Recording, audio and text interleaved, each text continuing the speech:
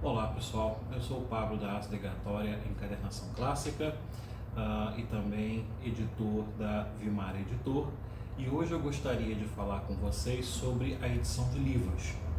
A ideia desse vídeo surgiu a partir de uma mensagem que um inscrito no nosso canal mandou, perguntando se eu não teria o desejo de publicar as obras completas do Santo Inácio de Loyola, né? O fundador da Companhia de Jesus no século XVI, um personagem extraordinário, né, que escreveu as Meditações Espirituais, famosíssimas. Tem uma obra em espanhol enorme, publicada na Espanha, tem na edição da BAC, né, que é a Biblioteca de Autores Cristianos. E a obra completa do Santo Inácio não existe na língua portuguesa, portanto seria excelente a edição no Brasil, em língua portuguesa, das suas obras completas. No entanto, eu respondi a esse caro inscrito que nós não temos recurso para poder dedicar a tradução das obras completas do Santo Inácio de Loyola. Eu tenho, né, por um acaso, eu tenho o volume de obras completas dele, e eu estimo, né, colocando aí uma estimativa bastante modesta, creio que levaria cerca de 3 anos de trabalho assim, incansável, né, de trabalho contínuo, né, é o tempo que levaria para se traduzir, editar e publicar um volume tão grande, né, de escritos. Assim como eu tenho desejo de publicar uma série de coisas, uma série de temas ligados não só à encadernação. Agora aviso a vocês que já mandei para impressão os 2 livros que faltavam para completar, ou completar pelo menos por enquanto, as nossas edições sobre encadernação e bibliofilia, que é o livro do Douglas Cockerell, né, Encadernação e Conservação dos Livros, que deve estar chegando para vocês aí já disponível nas livrarias online, nas livrarias físicas do Brasil inteiro até o final desse mês de fevereiro, juntamente com o livro Considerações Práticas sobre Encadernação Moderna, excelente livro do encadernador escocês radicado nos Estados Unidos, William Matthews. Depois dessas publicações sobre encadernação, eu pretendo dar um tempinho na publicação sobre encadernação e bibliofilia, que eu acho que já coloquei no mercado um material, né, de excelente qualidade, né, juntamente com os manuais de encadernação e doração da portuguesa Maria Barjona de Freitas e o livro Encadernação para Bibliófilos do Fletcher Pedershaw. Agora pretendo me dedicar, pelo menos nesse ano, a publicar outras obras clássicas, né? Já tem 2 livros mais de latim, de ensino de latim pelo método natural, livros excelentes para quem quer aprender a ler em latim. Publicamos agora em janeiro também Como Traduzir o Latim do Fuad Daoud, que está tendo uma resposta muito legal do público, né? Também vamos publicar em março, já está pronto, esperando só o prefácio, o Privilégios da Nobreza e Fidalguia de Portugal, e tem outras coisas que eu estou editando aí para publicar a partir de abril.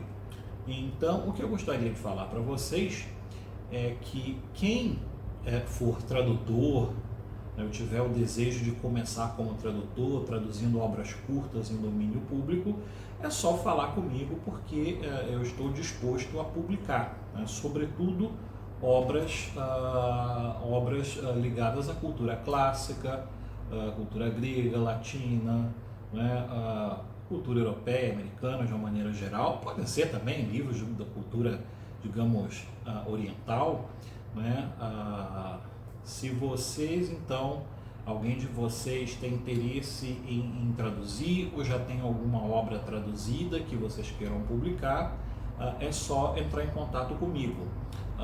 Desde já digo que não se trata de nenhum caça-níquel, né? Quem tiver obras que deseje publicar, caso seja do nosso interesse, evidentemente que a pessoa não tem que pagar absolutamente nada, né? A gente vai fazer um contrato, a pessoa, pelo contrário, vai né, vai ganhar pela sua tradução publicada. Outro ponto também é que o trabalho editorial é um trabalho muito árduo, muito rigoroso, toma muito tempo e não traz grandes lucros, de maneira que no trabalho de encadernação e outras coisas que eu tenho feito, eu não tenho tempo para passar também muito editando livros, traduzindo livros. Eu traduzo porque é um ofício que eu aprendi há muitos anos, trabalhei como tradutor e revisor para editoras, adoro fazer isso, e os livros que eu tenho publicado até agora eu fiz meramente pelo gosto de fazer, né? Não tenho nenhuma pretensão de viver disso, né? Inclusive a gente não tem a princípio nem mesmo recursos para comprar traduções. O que eu posso adiantar para você é que se você tiver alguma tradução, a gente faz um contrato e um percentual dos livros que forem vendidos a cada 6 meses, alguma coisa do tipo, né, eu faço o pagamento desse percentual do que tiver sido vendido, né? Eu demonstro lá as mostras, né, as vendas do semestre e deposito o dinheiro, e já adianto que não é grande coisa, entendeu? Dificilmente alguém viveria, né, de tradução. Se você faz tradução para vender para uma editora, isso pode ser um meio de vida, tá? Hoje em dia há muitas editoras que pagam muito mal, há outras editoras que não pagam tão mal assim. Eu já traduzi para Vídeo Editorial, já traduzi para Sétimo Selo e digo que eles não pagam mal, entendeu? É um trabalho que exige muito da pessoa, mas se você tem, no caso, o interesse de lançar-se no mercado como tradutor, né, de fazer currículo, tiver interesse de enviar obras traduzidas, e quando eu falo de obras clássicas, pode se tratar mesmo de obras que já foram traduzidas. Você tem um texto de Platão, agora mesmo eu estou fazendo a revisão de um texto do Descartes, né, as regras para a orientação do espírito, alguma coisa assim, né, para a orientação da inteligência, alguma coisa assim. É uma obra que já existe em língua portuguesa, não sei se propriamente uma edição brasileira, mas existe uma edição da edições 70 de Portugal, mas eu creio que não existe uma edição bilíngue, então a gente vai fazer uma edição bilíngue latim-português, tá? Tradução do meu queridíssimo amigo e professor Luiz Fernando Dias Pita, e eu estou já conversando com outras pessoas que têm traduções já feitas, porque às vezes acontece, as pessoas têm tradução na gaveta. Por exemplo, um livro que eu acabei publicando recentemente aqui pela editora, que é Os Livros e Você, de Somerset Maugham. É um livro que na verdade eu tinha lido, sei lá, em 2014, 2015, tinha achado excelente e fiquei surpreso que esse livro não tinha sido traduzido nunca para português. Ele foi publicado em 1940, está em domínio público já há uns bons anos, e achei excelente o livro, li, adorei, e acabei traduzindo um livro curtinho de 100 páginas, menos que isso, e na época cheguei a enviar para umas 5, 6 editoras e elas nem sequer me responderam, então o livro ficou. E aí, a partir de 2024, eu comecei mais seriamente com esse trabalho editorial, e só agora, né, no final do ano passado, que eu me lembrei, mexendo aqui nos meus arquivos no computador, acabei, né, na nuvem, acabei me lembrando de que eu tinha esse livro traduzido e realmente não me lembrava mais dele, né? Então eu fiz uma revisão séria, acrescentei algumas notas necessárias e fiz a publicação. Outra coisa também é que a gente, claro, por uma questão óbvia de limitação de recursos, a gente não tem como comprar direitos, por exemplo, não sei, de um autor contemporâneo. Um autor que eu adoraria traduzir e publicar seria o Arturo Pérez Reverte. Tem esse livro, O Clube do Mas, que foi publicado em 1993. Embora Martins Fonte tenha traduzido e publicado esse livro no Brasil em 1995, essa primeira edição está esgotadíssima, os exemplares são relativamente caros hoje em dia, e se eu tivesse dinheiro para comprar os direitos de publicar essa tradução ou fazer uma nova tradução, né, eu seguramente o faria. É um autor muito interessante, eu estou lendo aqui esse livro, eu sempre quis lê-lo, né, eu estou na metade aqui, estou amando esse livro, depois eu vou fazer uma resenha para vocês. Estou lendo ele no original espanhol, consegui comprar aqui no Mercado Livre, aqui em Buenos Aires, a primeira edição, fiquei super feliz e estou amando esse livro, amando, né? Então eu não publico livros com direito autoral. Os únicos livros que eu publicaria com direito autoral seriam livros escritos por vocês mesmos, né? A princípio a gente não tem também a pretensão de publicar autores novos, mas se vocês quiserem enviar algum trabalho sobretudo sobre cultura clássica, filosofia, teologia, história do Brasil, alguma coisa, né, que nos pareça relevante a nosso critério, a gente publica.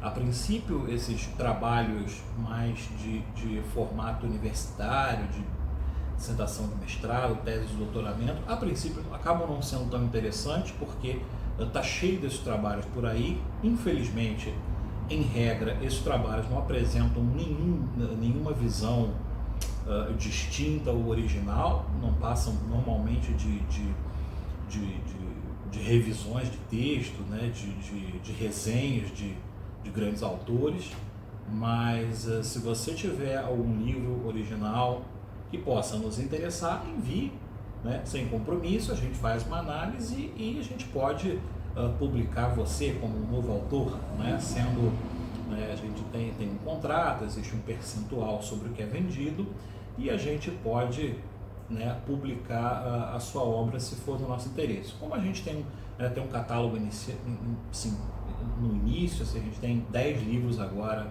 10 títulos publicados até o final de fevereiro, a gente vai completar, a gente tem 7 livros publicados, já tem 3 na impressão, né? Então até o final de fevereiro teremos 10 livros publicados. A gente não tem tanta pressa de fazer crescer o catálogo, mas primar pela qualidade. Se você tem alguma coisa interessante para o público, alguma obra ligada sobretudo, como eu disse, cultura clássica, educação, eu estou para publicar um livro sobre tradução da língua alemã, que eu estou escrevendo. Outro é um método de aprendizado de alemão pela leitura, né, que é de um autor americano que eu estou traduzindo. É um livro também que está em domínio público. É um tipo de material bastante escasso no mercado. Isso a gente não tem. Então, se você tem, por exemplo, uma boa obra da sua autoria de ensino de latim, ensino de espanhol, ensino de francês, alemão, italiano, russo, né, alguma coisa do tipo, entre em contato, porque esse é o tipo de material que eu gostaria de publicar. Nesse canal tem muita gente estudiosa, muita gente que adora, né, o universo dos livros, o universo da aquisição de conhecimento, e o pessoal, na época em que eu fazia esse tipo de encadernação no Brasil, o pessoal enviava muito esse tipo de livro, né, do tipo de ensino de língua pelo método natural, coisas do tipo. Então eu não estou pensando em publicar coisas tão pretensiosas, mas talvez de tempos em tempos eu possa fazer alguns vídeos dando dicas de assuntos que nos interessariam. Por exemplo, agora me vem à mente, por exemplo, me interessa muito a temática da gradual abolição da escravidão ao longo da Idade Média, né, as ações da Igreja Católica, a formação da Universidade Europeia na tradição da Igreja, esse tipo de coisa eu acho bastante interessante.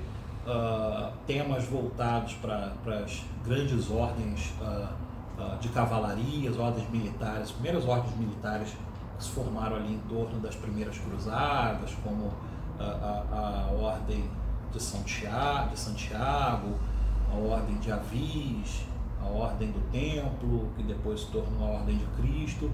Trabalhos assim eu acho bastante interessantes.